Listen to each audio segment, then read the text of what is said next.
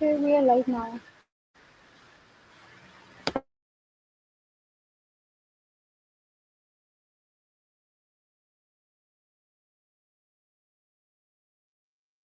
Assalamu alaikum everyone.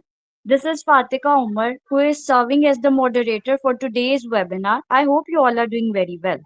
So this session is conducted by the Legal Hub community and it has provided me an opportunity to be as a moderator for today's session. Still like the same, Legal Hub community is a Pakistan-based platform that is authorized by the law students and young lawyer advocates to make legal education practical, accessible and career focused. Moreover, they also offer free webinars, hand-on-hand legal trainings, case law updates, and competition including different webinars to just help the new future of the students and upcoming advocates to grow beyond their classroom. Our mission is just simple to build the confidence, skills, aspiration, and dedication in the upcoming aspirants of the Pakistan. Before we begin, I would like to share a few brief guidelines that are very necessary for the webinar.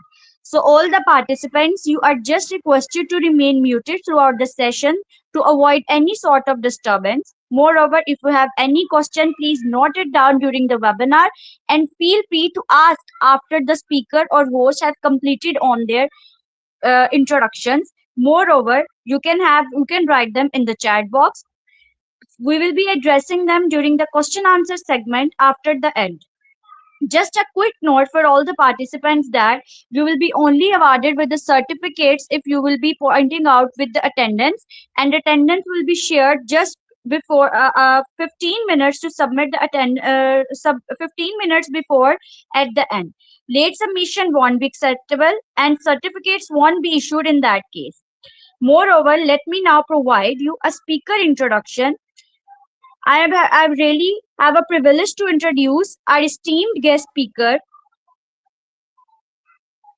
Advocate Osama Bin Salam. I am very profound that he is a promising legal practitioner and academician who has been serving in the bold fields for the 11 years. He is also the founder of the Lawyers Academy Pakistan. His expertise are civil, family, and criminal laws. And I'm really honored to have and attend the session with you, sir. Without any further delay, I would like you to invite to address the session. Sir, please start over. Assalamu alaikum. Am I audible?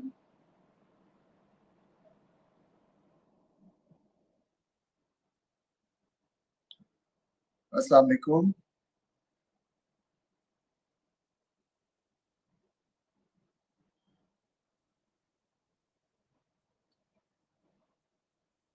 Am I audible? Please, moderator.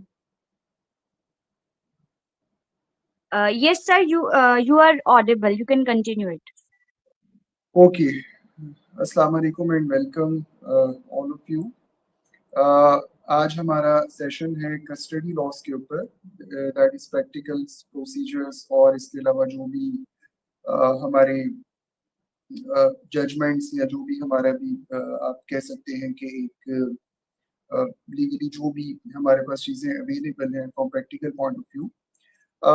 Before starting I would like all of you कि आप अपने जो notebooks हैं और अपने जो pens वगैरह हैं वो अपने पास रखिए.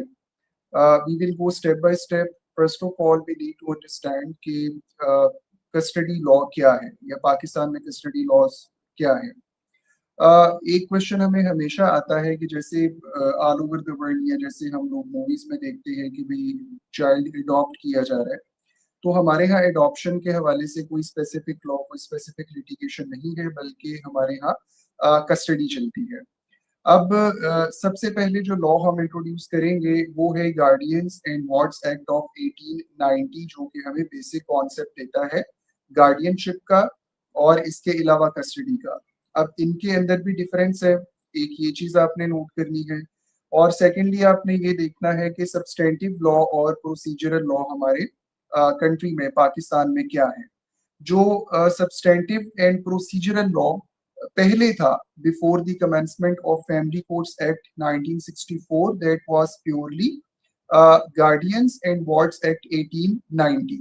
यानी गार्डियंस एंड वार्ड्स एक्ट ही हमारा सब्सटेंटिव लॉ भी था। सब्सटेंटिव लॉ जैसे आप सब लोगों को पता होगा, जो कि इंट्रोड्यूस करवाता है कि हमारी राइट्स और लाइबिलिटीज क्या हैं। इसी तरीके से अब प्रोसीजरल साइड पर जब हम जाते हैं तो हमारे पास प्रोसीजरल लॉज होते हैं, और यही गार्डियंस एंड वार्ड्स एक्ट हमारा प्रोसीजरल लॉ भी था। प्रोसीजरल लॉ मींस कि हम जब लेट से कि अगर एक बंदा, उसका एक राइट क्रिएट हो रहा है and he wants to be appointed as a guardian और कस्टडी होल्डर, तो उसको क्या करना है? उसको कोर्ट में जाना है, और फिर कोर्ट में जाके वो पिटीशन कैसे फाइल करेगा, उस पिटीशन में क्या क्या चीजें, क्या क्या इंग्रेडिएंट्स इंक्लूड होंगे, प्रोसीजर किस तरीके से चलेगा, जजमेंट कैसे आएगी, और फिर उसके बाद अपील अगर है तो वो कैसे होगी, और बाकी जो भी उसके इंसिडेंटल मैटर्स हैं वो सारे के सारे गार्डियंस एंड वार्ड्स एक्ट 1890 में मौजूद है।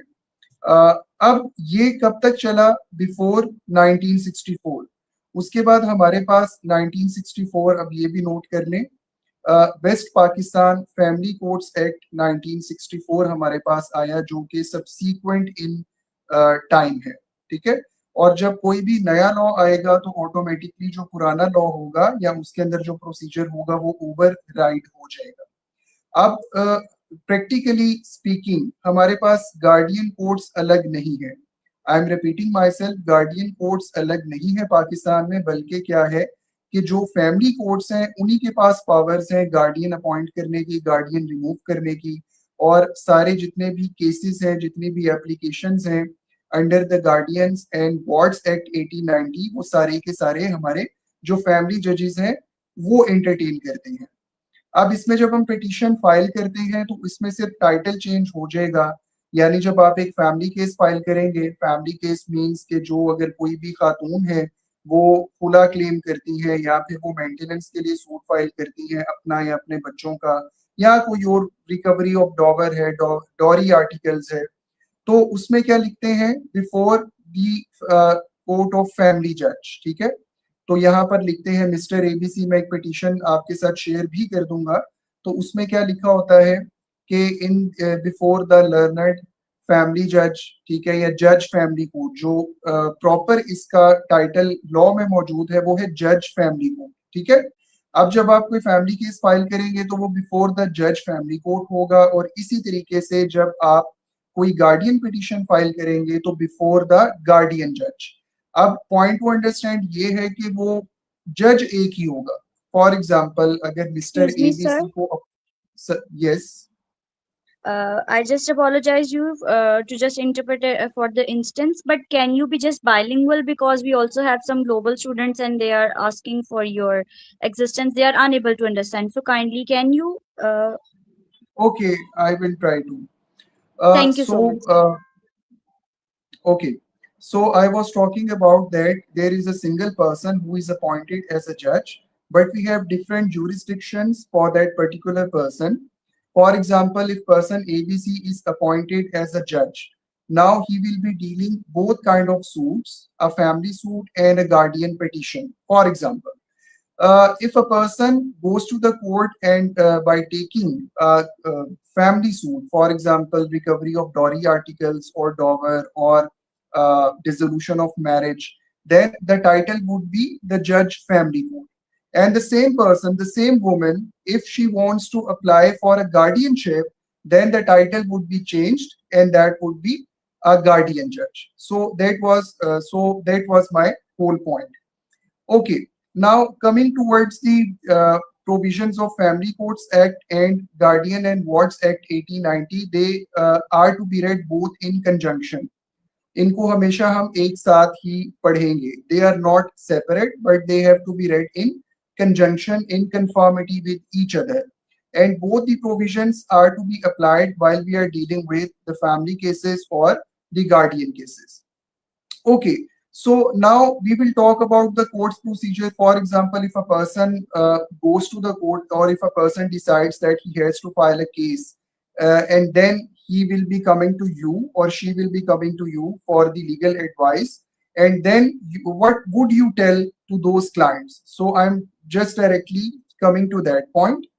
So, for example, if a client walks in and he asks that my husband has taken for example, she's a woman and she asks that my husband has taken my children, or if he's a man and he says that my wife has got separated from me and he has taken my children with her.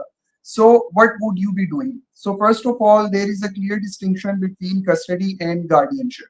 As I mentioned earlier, so, what is custody and who can be a custodian between husband and wife, between father and mother of a child?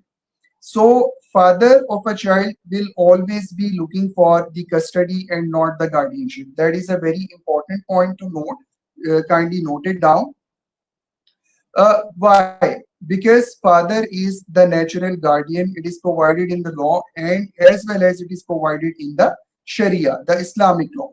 So, for example, if a person XYZ, he has a wife and he has two minors, a son and a daughter, and the wife takes both of them. So, what would be the nature of petition filed by the father? It will basically be a custody petition and not a guardian petition. Normally, we will go by two sections in Guardians and Wards Act. One is Section 12, which is for the interim custody, and one is Section 25, which is considered to be applied on the permanent custody. But basically, the implications and applications of Section 25 specifically is quite different. So I will try to, if we have time, I will try to read the sections, the statute before you people. But let us come back on the topic. So if a mother of a child goes, she will be looking for to be appointed as a guardian of that particular child. Why? Because she is not the natural guardian. So we can bifurcate the situation between the two. One is the father who does not need any confirmation from the court that he is guardian of his children because he is the natural guardian. But any other person except the father, whether it would be a mother, Ma bhi ho, then she will need the guardianship certificate too.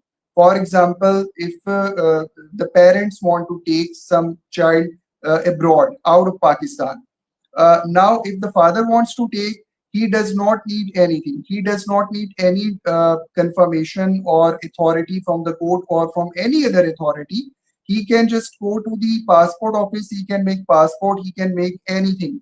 But if a mother tries the same route, she will be either she will be needing the presence of father of the child or she will be needing the guardianship certificate. So इस तरह से हम situation को bifurcate कर सकते हैं.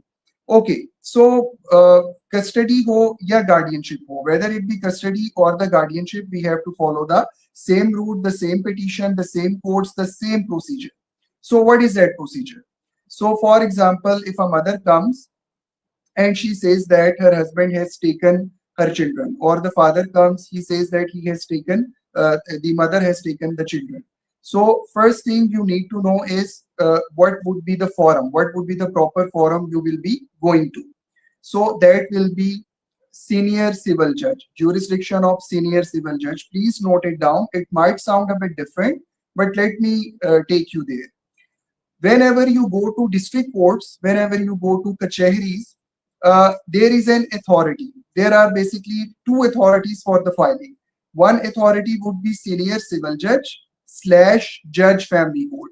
Means there might be a singular person. Right now we have 2 or 3 senior civil judges on the administrative side. One would be dealing with the family cases, one would be dealing with the civil cases, and there could be another one to help both of them. So, for example, there is if we just go back 5 to 10 years when we started the practice, there used to be only one senior civil judge in every jurisdiction.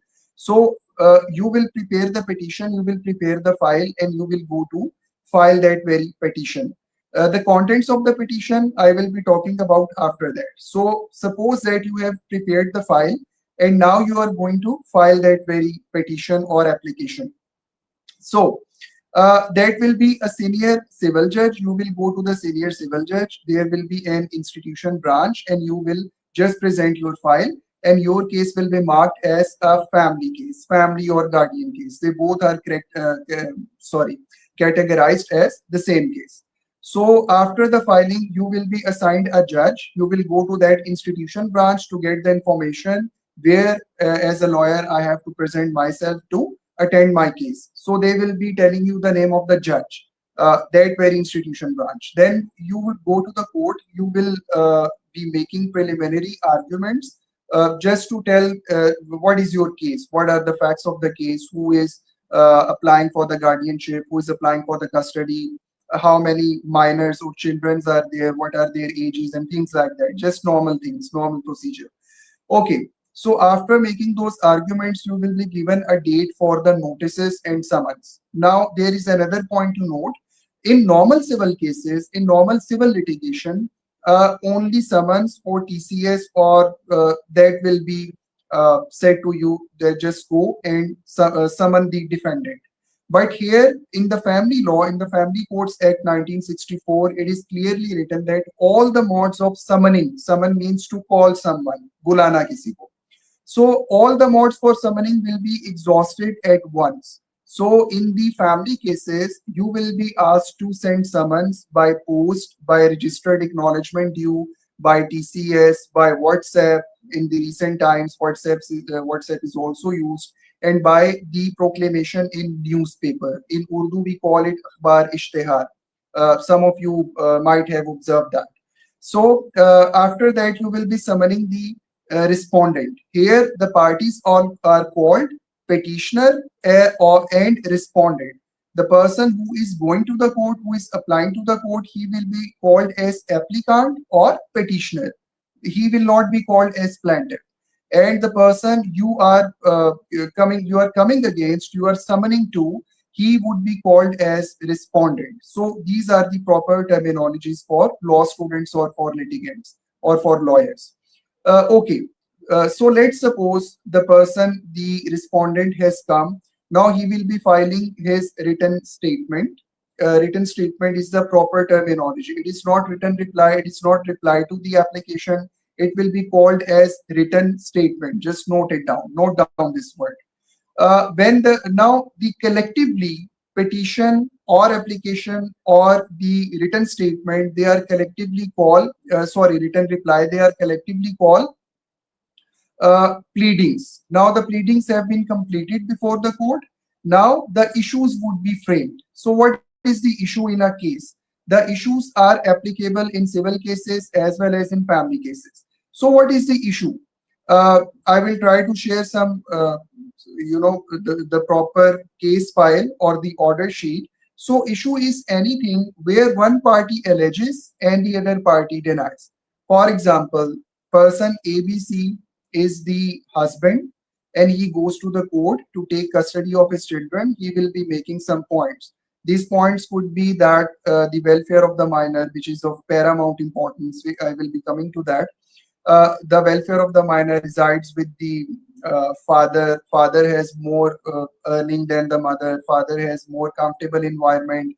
Father can look after better. He can inculcate the self-confidence or self-esteem. Or if the children or minors, they live in any home other than of fathers, they would be losing their self-esteem, for example. So in reply, the mother would be contending that the environment in the house of the father is not proper. Father might have some habits which are not suitable for the proper upbringing, or father is abroad, she can say, or the welfare of the minor resides with the mother. Father has married twice. There is a foster mother or stepmother in that particular house. There can be any ground, factual as well as legal. So here you can see that one party alleges. In this particular example, the father alleges something and the mother alleges something else. So there is a clear dispute. So whenever there is a dispute, one party alleges and other party denies, then there is an issue. So issue is framed, and now in any case, the evidence has to be laid on the issues, on the basis of issues. Now, after writing the issues, the court will tell that on which party the onus to prove that particular issue lies. For example, the allegation was made by the father. The case is of the father. Father has come to the court to take the custody. So naturally, the evidence would be led, or in other words, the onus to prove that particular issue would lie upon the father. So he would lead the evidence. If both parties do not present any evidence, then it means the loss would be of the father because he was the applicant or he has brought the case. So after framing the issues, the case directly goes to the stage of evidence. Then the parties would be leading the evidence. So now I would talk about that what are the uh, legal elements in any custody or guardianship case. So you have to keep in mind that welfare of the minor is the paramount importance in these cases. So I was just going through a judgment. I can share the citation as well. Please note it down. This is 2026 PLD Lahore page 332. PLD 2026 Lahore page 332. So in this particular case, the facts of the case are like the parents of the minors, they have handed over the custody by their free will to some of the relatives who are not parents of that minor. It could be chacha, taya, or anyone else. I have seen myself this particular situation in my practice, in my professional career, where the parents willingly they handed over the custody of that child to the sister of the father, यानी फूफो को वो custody दे दी गई थी. So in this case law, it is written that जब parents ने agreement कर लिया, when parents had made that agreement and handed over the custody to those relatives who are not parents, or the wording used in the judgment is the foster parents. Okay. So foster parents custody was handed over to the foster parents, and then later in time, the parents both came to the court and applied for the custody again. कि भाई बच्चे हमारे हवाले कर दें. We want to keep our children or child, whatever the situation is. So their plea was accepted by the trial court. Their plea was accepted by the first appellate court, which is district court in that matter.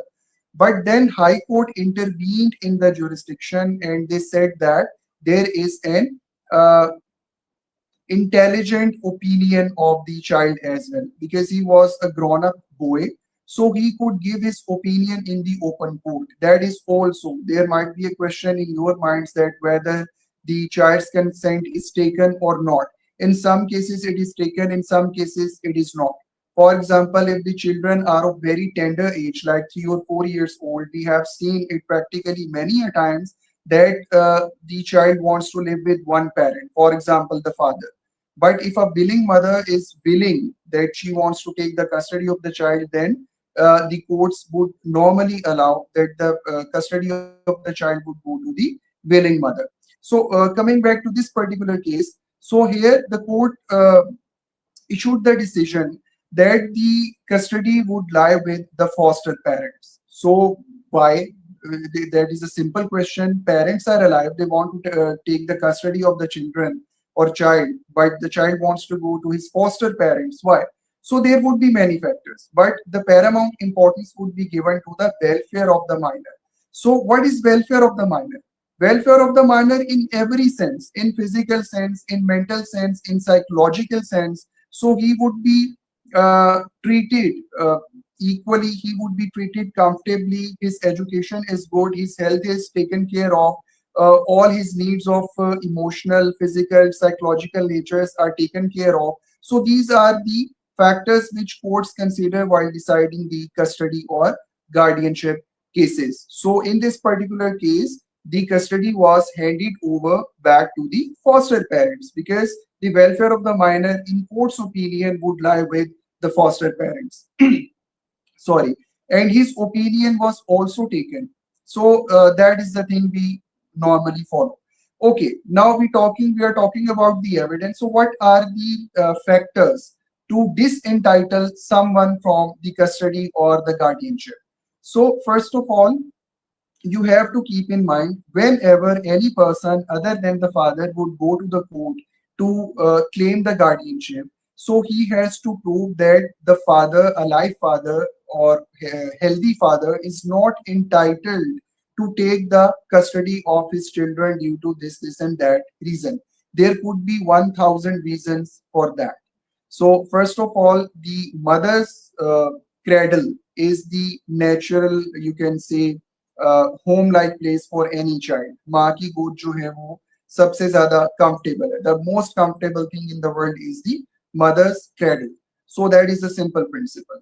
So there could be any other reason as well. Most of the times, the fathers they remarry or they are indulged in some illegal activities like drugs, like they are alcoholic or some other issues of social or religious nature. They can be considered. Religion is also an important point. So when we talk about the mother, for example, if a client, sorry, okay, I was having a call. I'm online through my mobile phone, so I would like to apologize. Okay. So when we talk about the mother, when we talk about, for example, if a father he wants to take custody of his children, but he wants to disentitle the mother. So what would be his grounds? Normally, you have to keep in mind that the law of guardianship it will always lie in favor of 80 to 90% of the times it lies in the favor of the willing mother. The willing mother would take the children home. Okay, so what are those strong grounds which are required by the father of some children to disentitle the mother? Please note it down. They are, first of all, they could be religion. So if, for example, we have seen this practically, if a mother, she has remarried after separation from his first husband to a person whose religion is not matched or whose sect is not matched. For example, the child was born into a Sunni family, but the mother remarried a Shia person. So change of sex or sex. Or for example, first father was of Shia sect, and the second father was the foster father was of Sunni sect. So there could be both situations. In this particular scenario, the court would look upon that what was the natural sect of the child, or there could be change in religion as well. So these factors have to be kept in mind. Second most important thing is the medical reasons. For example, if the willing mother, she is willing, but she is facing some medical problems, like she has a history of violence, like she has some mental disease, to that extent that she cannot take care of her children well, she then automatically the welfare of the minor would not lie with that ill mother. So the third ground, most important, is the character of the mother. Nowadays, I am dealing a case in Islamabad family courts where I have a strong evidence that the mother's character is not good. So character thing can be of both ways. Like I discussed earlier, that character could be the father could be ill character. He may have some relationships which are not legalized or moralized. So there could be so this could be another factor that the custody would go to the mother. Or if the mother is, having some bad character or relationship, so automatically she would not be able to bring her children in good manner. So that would be the strongest grounds on the both sides. But at the end, ultimately, the main ground is the welfare of the minor. Whenever we are writing the petition, we are drafting the petition, or we are presenting our pleadings. So this is our main argument always, that welfare of the minor is of paramount importance. And then the court the guardian court exercises its parental jurisdiction. Please note it down as well. What is the parental jurisdiction? That if there is no father, no mother, or no one else, it is possible in many cases. It is, we have seen this practically, that the someone else has been appointed as guardian. It could be collector, or it could be a person of high class, or in some cases the children are sent to Darul Aman, especially females. When there is no welfare either with the father or with the mother or with the extended family. The extended family means grandparents or aunts, uncles, like that. Then the minors can also be kept under direct custody of the courts. Means any state authority would be handed over the custody of that particular minor. So welfare of the minor and parental jurisdiction, they always go hand in hand. Okay, so now we have completed the evidence stage. Now we will be, evidence means that examination in chief. So let me tell you, examination in chief in the family cases, in the guardian cases, the established practices of presenting affidavits. For example, what are my grounds? If I am going to the court, what are my grounds? On what grounds I am claiming the custody of my children. So I will write them down in my affidavit. So there will be, or any documentation I have to present with that as my documentary evidence, I will get it exhibited in my particular, in my statement, in my examination in chief. So the other party, the other lawyer, the other counsel will be cross-examining on me, and then when it is done, then the other party, the respondent, would give his or her evidence in the form of an affidavit, and he will get attached all those documents on which he or she is relying.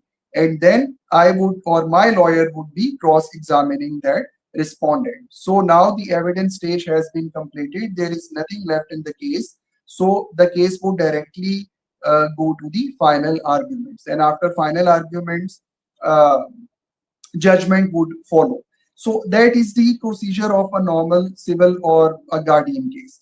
Now we are coming to another aspect. So what is the difference between the permanent, like I mentioned in the start of the lecture, section 25 and section 12 of the Guardians and Wards Act? Normally it is considered that for the permanent custody or guardianship, section 25 is applicable. But the language of section 25 can be interpreted in many ways. So the basic sections, the appointment, the declaration, the entitlement, section 7 is relevant. So let me read section 7 of Guardians and Wards Act before you people, so you would understand. If you have Guardians and Wards Act with you, please uh, go directly to the section 7. Just give me a moment.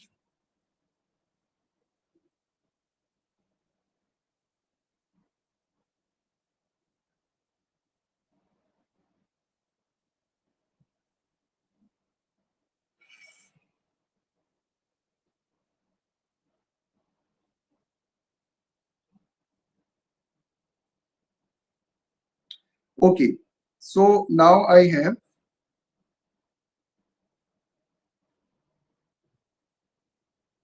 section 7 with me, power of the court to make order as to guardianship. Just listen carefully, or just open it on your laptops or phones. Where the court is satisfied that it is for the welfare of a minor, so that very ground which we are already discussing, that an order should be made appointing a guardian of his person or property. So there are two types of guardianships: guardian of a person and guardian of a property. I was thinking to discuss it at the end of the lecture, but it just came up, so I'm explaining it now. It is possible that a minor, he has some property. It could be gifted to him, or it could be by the way of will, he could get something. So there is no limitation of age while you are receiving some property. While you are granting some property in any capacity, then you must be adult, you must be sane. But in the case of receiving the property, there are no such requirements. So it is possible that minor has already some property in his name, some land, some house, some car, or anything like that. So he could, a person who is claiming to be his guardian, he could be guardian of the person as well as guardian of the property, or both. So it is also possible that I write a petition application for guardianship and I'm claiming the guardianship of a person, or I can claim the guardianship of the property, or I can claim both in a single application, or both, or declaring a person to be such a guardian. So what is the difference between appointment and declaration? It is possible that some person was already given care of a child by his parents. The parents, for example, they are going to die and they hand over their child to some trusted person. so is already in some capacity an appointed guardian, or there is also a provision of a testamentary guardian, a person who is appointed as a guardian by way of will. For example, if a person is dying and before dying on the deathbed, he makes a will that my child's care would go to the that person ABC. So what does he need? That person, he should go to the court and he should declare himself as a guardian of that particular minor, so that he can complete documentation or any official needs of that child in the absence of his father or mother or both. So declaring a person to be such a guardian, the court may make an order accordingly. Okay, so I'm just reading this very part because we are left with very little time. We have to conclude it. So this is section 7. The next important section you have to note is the section 10, the form of application. What you have to write in the application. So I'm just printing through it: the name, sex, religion, date of birth, the ordinary residence of the minor. Why the residence? Because it is clearly mentioned in the law that the guardian petition would be filed on the place in the jurisdiction where minor is residing. For example, if a minor is residing in Rawalpindi, then you cannot go to Islamabad courts to file the guardianship. Or if the person minor is residing in Islamabad, then you cannot go to the Rawalpindi courts to file the guardianship. And same is the case with guardianship of the property. It would be advisable that you should file the guardianship of the property in that particular jurisdiction where the property is situated. For example, if a minor is residing in Rawalpindi, so his guardianship for the person could be filed in Rawalpindi. And if he's holding some land or plot or any property in Islamabad jurisdiction, then his guardianship of the property should be filed in Islamabad. And there could be different persons for that as well. A person A would be appointed as a guardian of the person. Person B would be appointed as a guardian of the property. Or there could be a single person who can claim both the guardianships. And it is also possible that, for example, minor is residing in Rawalpindi, you have filed for the guardianship of the person and for the property in Rawalpindi. This is quite permissible. But what would you do? You would just take the order from Rawalpindi courts, and according to section 16 of Guardians and Wards Act 1890, you would just go to the Islamabad by taking an attested copy of that particular order, and you can implement that order just like you could implement it in Rawalpindi if the property was in Rawalpindi. So there would be no difference in Rawalpindi and Islamabad according to section 16 of Guardians and Wards Act when you have taken an order in favor for the guardianship of the property while the property is situated in another jurisdiction. Okay. So after that, where the minor is a female, whether she is married or not, name of her husband, that was permissible. Now we have laws that do not permit the marriage of minors. So this is an older law, so you could find these provisions, just ignore it. Name and residence of the person having the custody. Okay, the most important thing, the next important thing is the qualification of the person who wants to be appointed as guardian. For example, if I'm claiming guardianship of any minor, then what is my qualification? Why the court should trust me and appoint me as the guardian? So I have to establish during the whole proceedings that I do not have any contrary interest in the minor's person or in the minor's property. So I am a trustable person. I would be proving this if I'm not the father again. Okay, so next important section is section 17. You could read it yourself. We are left with very little time. Now I'm coming directly to just note it down. Section 17 is important. Section 25 is important. Section 26 is also important. Section 26 says that if a person has been appointed a guardian, he cannot take the ward, the minor, out of the jurisdiction before the prior approval of the court. So while let's say a guardian is appointed in Rawalpindi or Islamabad, they are just like jurisdiction in these cases. They are similar jurisdiction. But you cannot take the minor to Karachi or Peshawar or Lahore without the prior permission of the court. So this is the section provision of section 26. And I was just telling you that the courts, they order for the surety as well.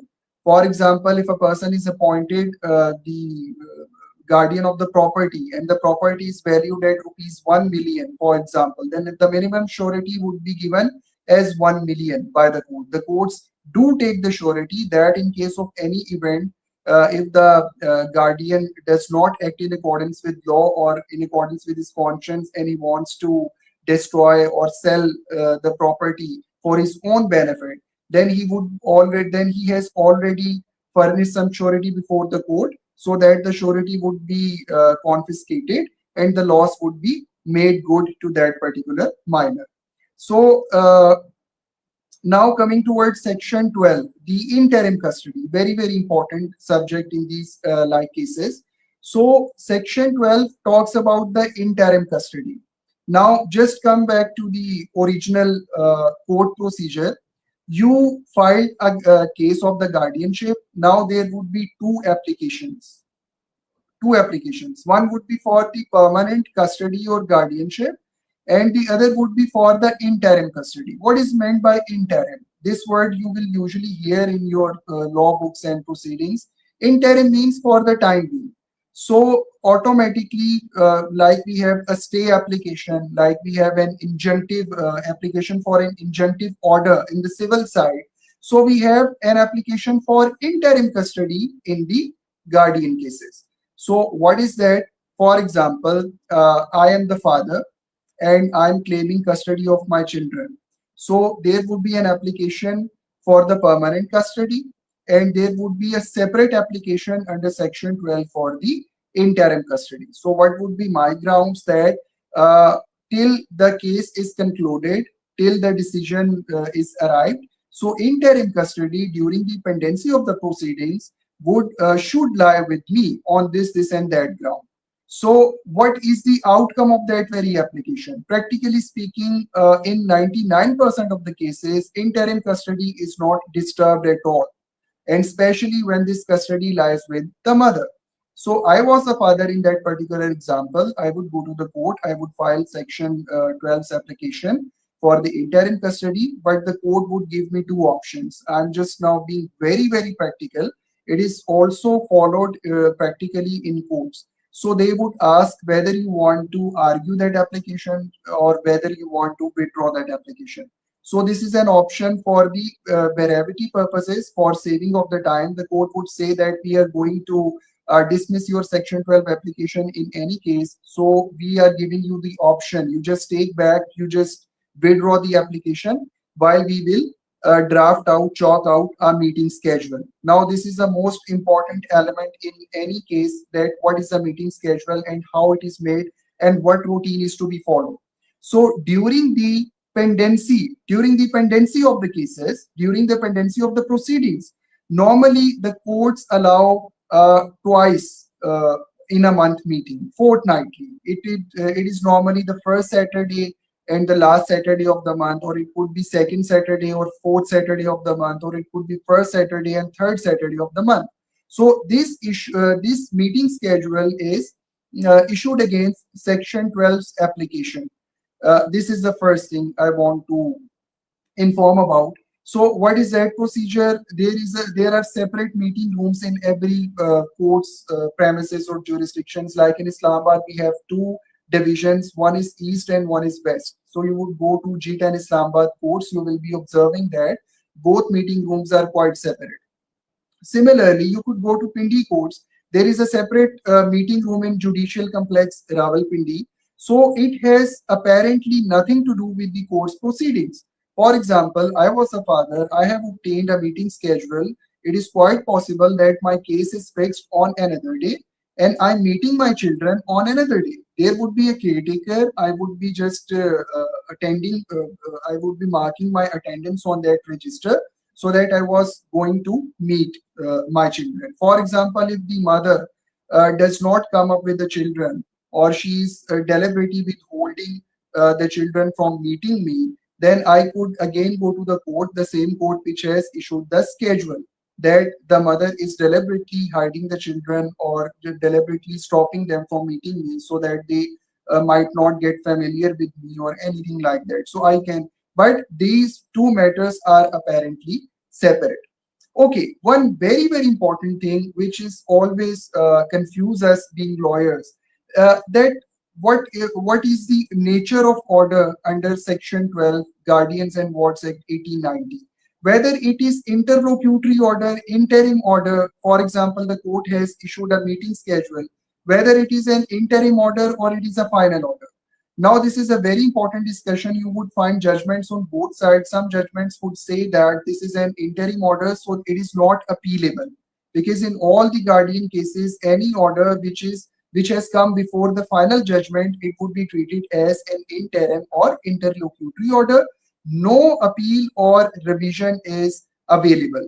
Now, at this very juncture, you have to keep in mind two sections: Section 47 of Guardians and Wards Act 1890 for appeals, and Section 14 of West Pakistan Family Courts Act 1964, which regulate the procedure of appeals. Now, in Section 14, it is clearly written: any judgment, decree made, or decision given. Just go to the Section 14 after this session and observe the words decision given. Now, according to some judgments, the schedule which is chalked out against Section 12's application, it is basically a decision given, so it is quite appealable. While the other judgments would say that it has come before the final judgment, so it would be treated as interlocutory order, so it would be not treated as final order and it is not appealable. So in that particular situation, if it is not appealable, then you would have to go to the High Court to file a writ petition to change that schedule. But majority of the judgments and plethora of judgments are on this point, and it is settled now that if the order is detailed, for example, I just mentioned a small order that that the father would be meeting his children twice a month. Okay, so this is not a detailed schedule. But if the schedule is chalked out in detail, like the father would be entitled to meet his children on Eid holidays, on birthdays, on summer vacations, on special occasions, then it could be treated as a detailed meeting schedule, which is very unlikely to be changed at the end of the final decision. So in that particular scenario, that would be treated as a final decision under Section 14 of Family Courts Act 1964. And in that very particular situation, now it is settled that you can file the appeal, because there is a difference of forum. You file the appeal from guardian court to the district court of that very jurisdiction. And when you will file the writ petition, you all know writ petitions will always lie to the high courts because there is no appeal or revision. So that is the difference between appealable order and not appealable order when we talk about Section 12's application for interim custody. So normally the detailed schedule is come with the final judgment when the petition under Section 25 or 7 or 17, whatever, is decided.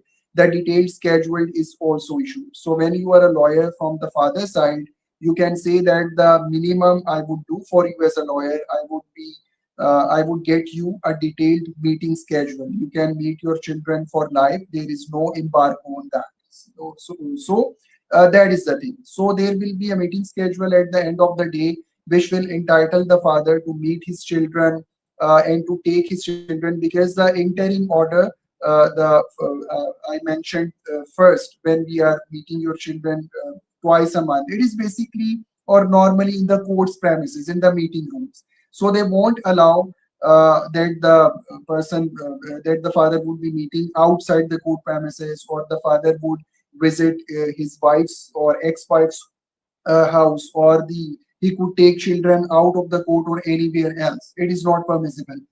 Because we have seen the practical circumstances where the parents then misuse the authority and they take the children abroad out of the jurisdiction of Pakistan. So we have another procedure for that.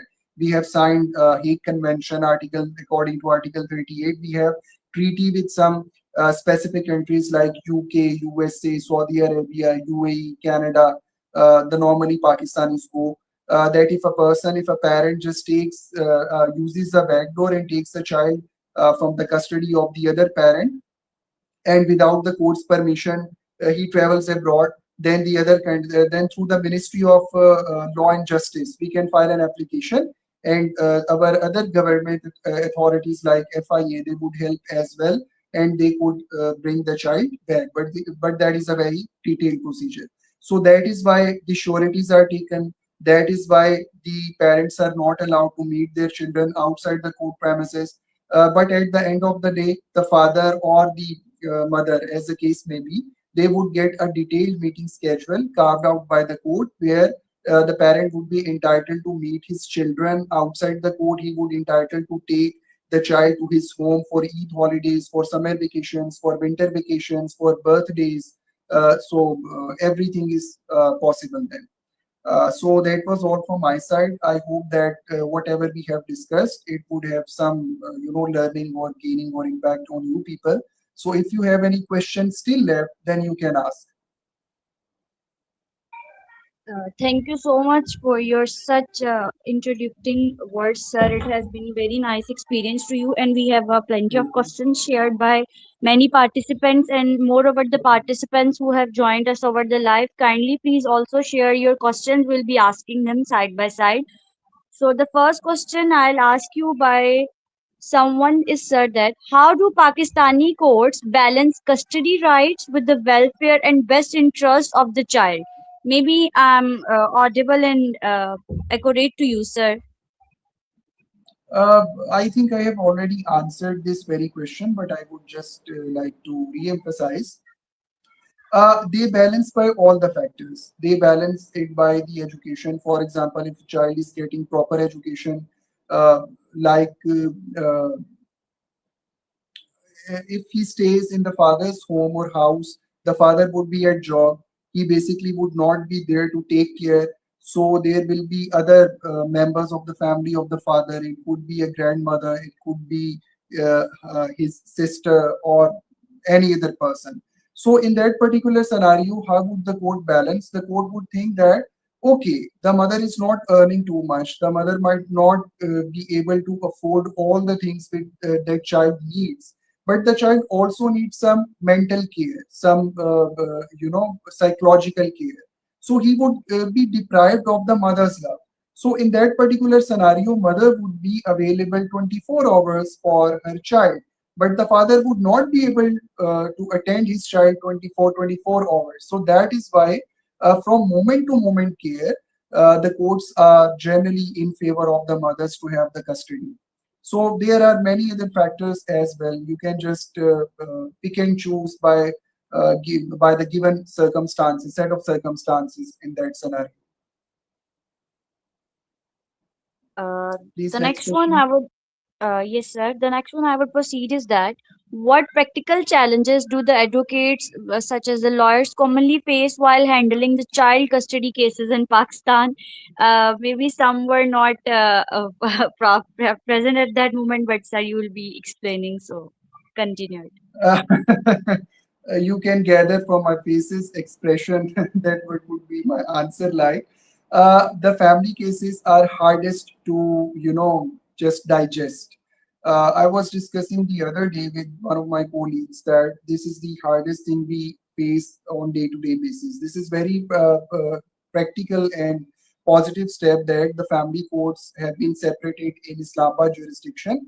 Uh, because there is no plausible reason in those cases. This is all the game of ego, shikwe shikayat, you can say.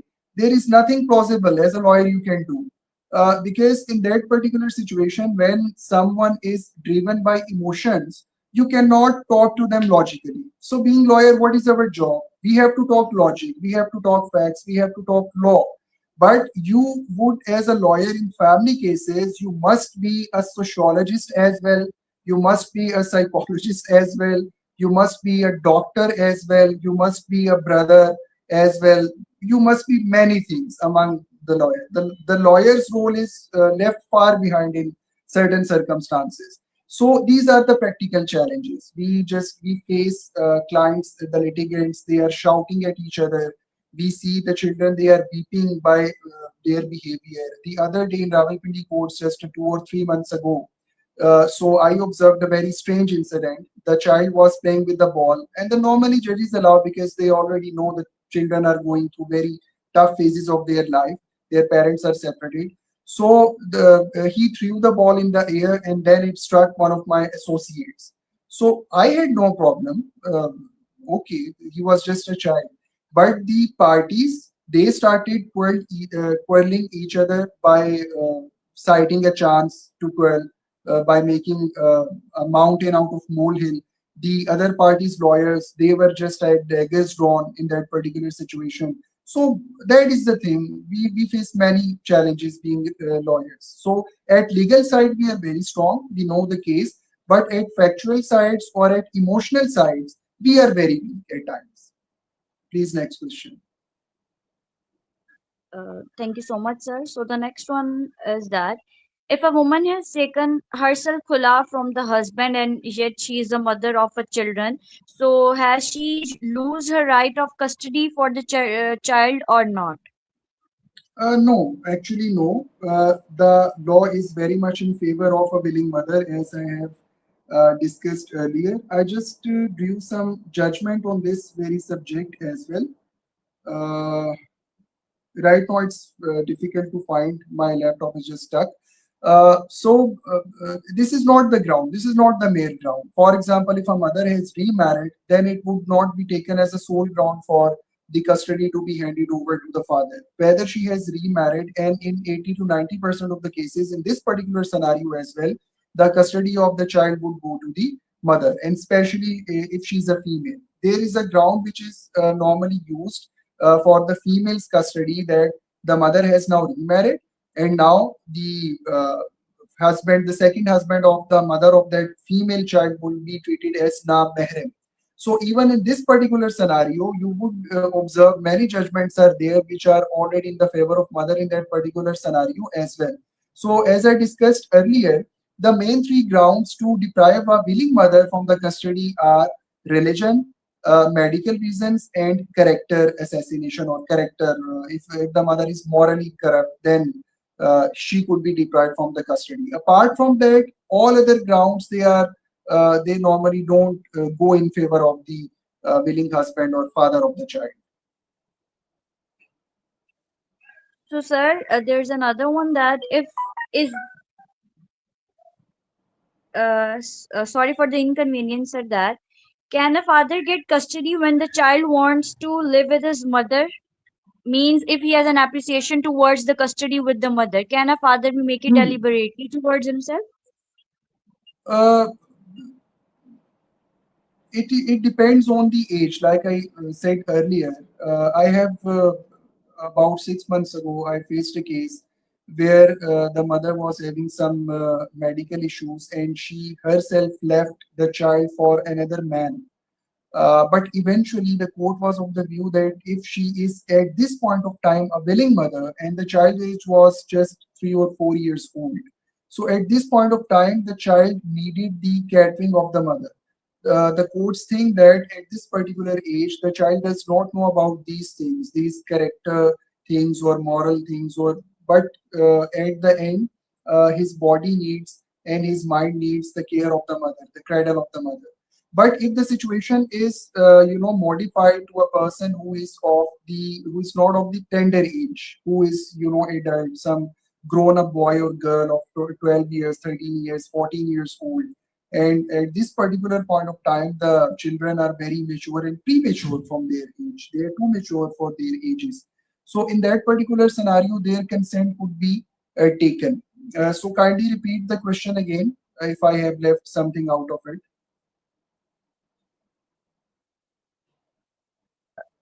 No, sir, that's already done. But I have another one. Okay. That Okay. if there is there any difference of law or any right for the custody of male and female minors Yes. if the children are Basically, minors?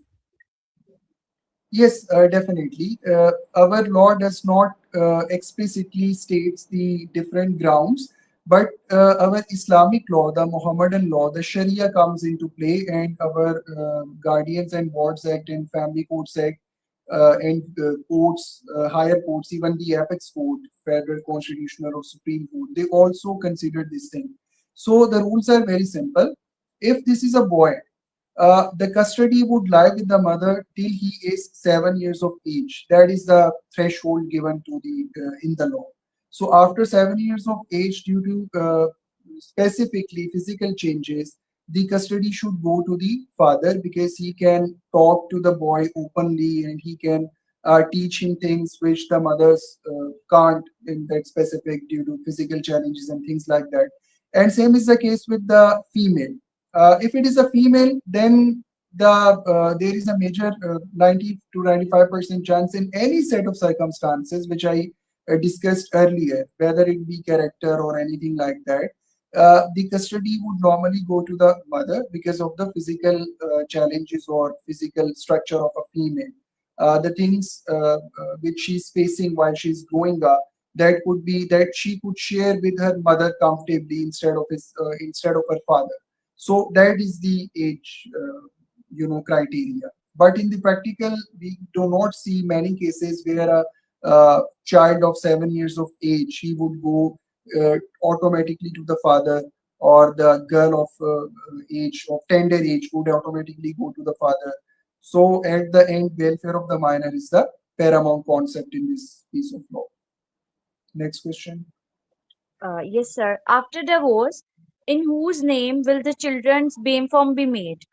Depending upon the fathers or the mothers. If there is a divorce made between the parents, the BAME form of a child will be referred to the name of It his will which always be guardian. in the name of the father. That is very clear. Parentage could not be changed. You just have to keep this thing in mind. I'm recently doing a case where the mother, I'm representing the father, and mother has used the back door fraudulently. She has met some people or she has some connections in the Nadra and Union Council, and she has just tried to manipulate this thing. She has removed the name of the father, so she has, but she has not attached her name as well. She has given the girl a neutral name.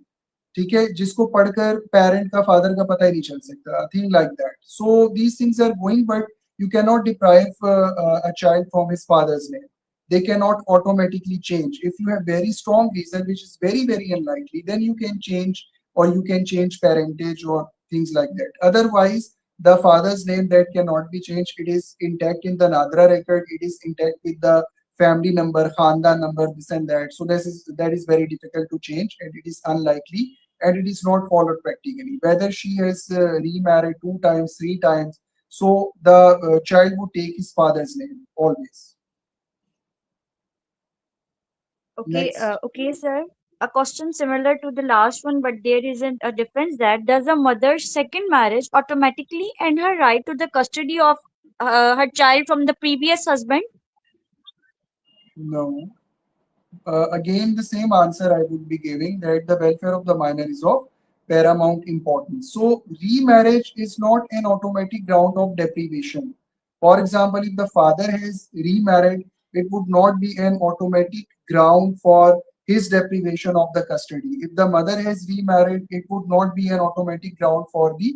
Okay, if the child is facing some serious problems, for example, if the father has obtained custody from the court, okay, and then the father remarries. Now this is a fresh cause of action on part of the mother. Now she can go to the court and she can raise the objection that the previous situation was different. Now the situation is different. The foster mother, she could harm the my child in any way.